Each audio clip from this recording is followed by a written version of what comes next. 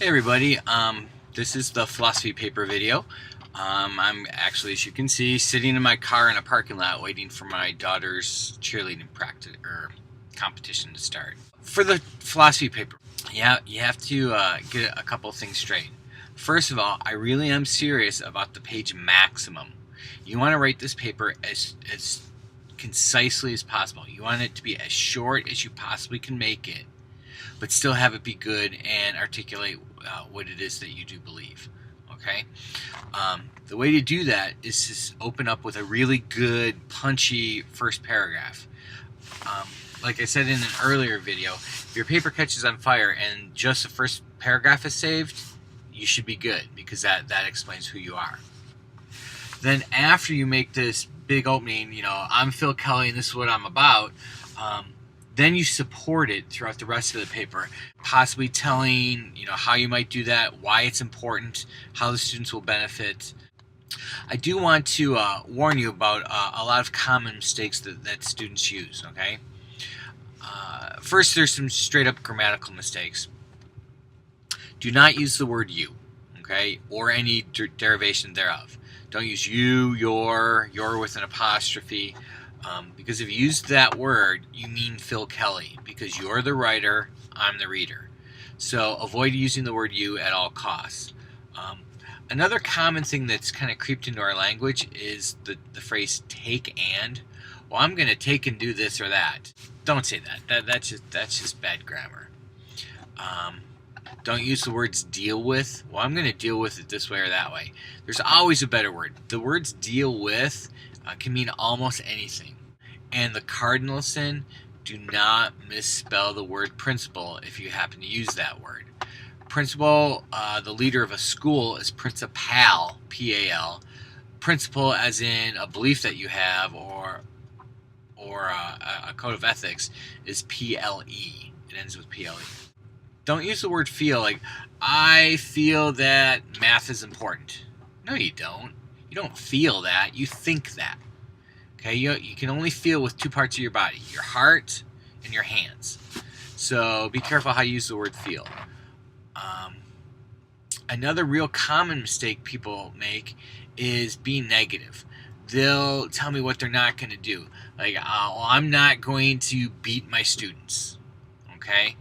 You don't want to say that. Say the positive thing, like I'm going to nurture my students. Because if you phrase it negatively on what you're not going to do, then they've got that negative thing that you're not going to do and your name together in their head.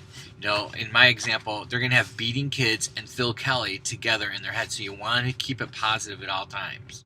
Also, don't try to paint yourself as a messiah that you're going to save all children.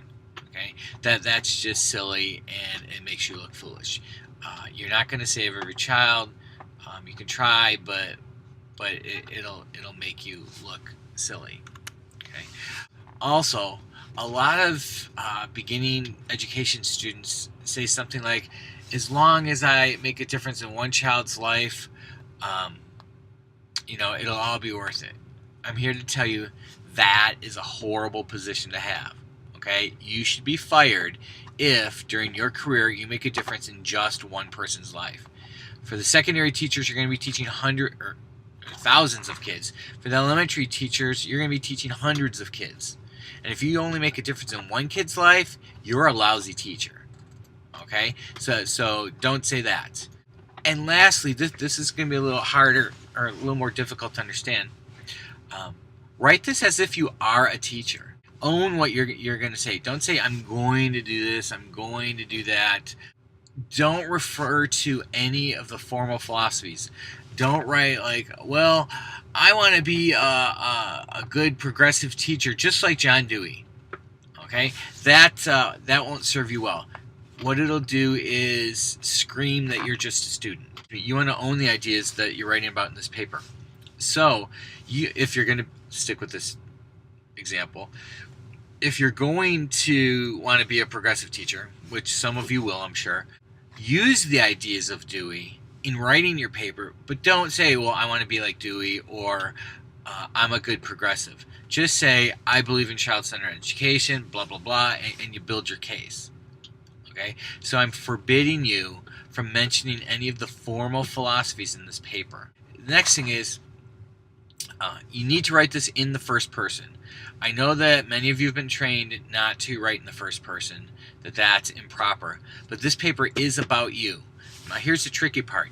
It's about you and your beliefs, but when you're writing it, you don't want to focus on you. You want to focus on your students and what you can do for them.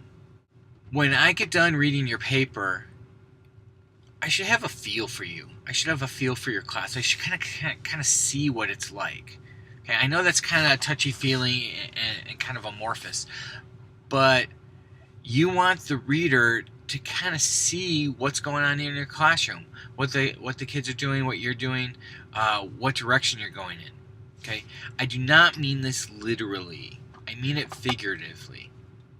Do not tell me how you're going to do your bulletin boards or how the kids are going to be seating, but do tell me in what direction you're going to go and why that's important. And lastly, for me, okay, and strictly just for me, when you submit your papers, please put down your name and what type of teacher you're going to be.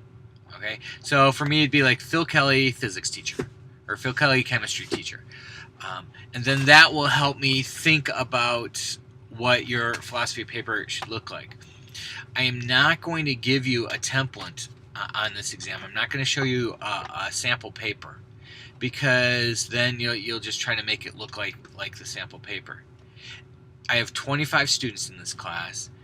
I should expect 25 completely different papers, because you're different people with different strengths, different weaknesses, and different goals.